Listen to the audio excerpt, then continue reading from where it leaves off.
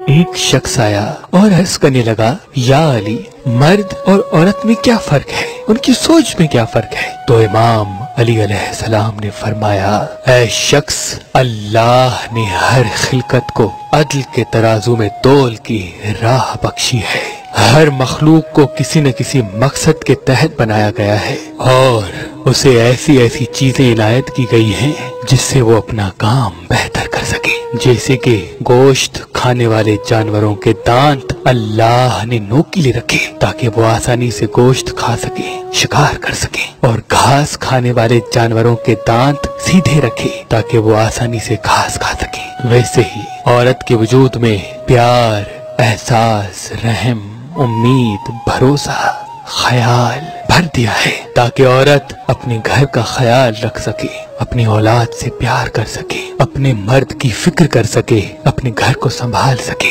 اور مرد کو شجاعت، بہادری، حلم اور حکمت کی مٹی سے بنایا تاکہ مرد دنیا میں اپنے گھر کی حفاظت کر سکے، اپنے گھر والوں کی خواہشات پوری کر سکے۔ عورت اپنی زندگی کے اہم فیصلے کسی نہ کسی احساس کے ساتھ کرتی ہے، کبھی رحم میں، کبھی پیار میں، کبھی بھروسے میں، اور مرد اپنی زندگی کے اہم فیصلے تجربات کی بنیاد پہ کیا کرتے ہیں۔ عورت کا دل عورت کے وجود پہ حاوی ہوتا ہے اور مرد کا دماغ مرد کے وجود پہ حاوی ہوتا ہے، لیکن افسوس تو یہ ہے کہ ایک زمانہ ایسا آئے گا جس میں عورتیں مرد کا لباس پہن لیں گی اور مرد عورتوں کی طرح سوچیں گے۔ تو اس شخص نے کہا، یا علی، تو ہمیں کیسے پتا چلے کہ یہ عورت ہو کے بھی مرد کی طرح سوچتی ہے یا یہ مرد ہو کے بھی عورت کی طرح سوچتا ہے؟ تو امام علی علیہ السلام نے فرمایا، اے شخص، یاد رکھنا، جو مرد اپنی زندگی کا اہم فیصلہ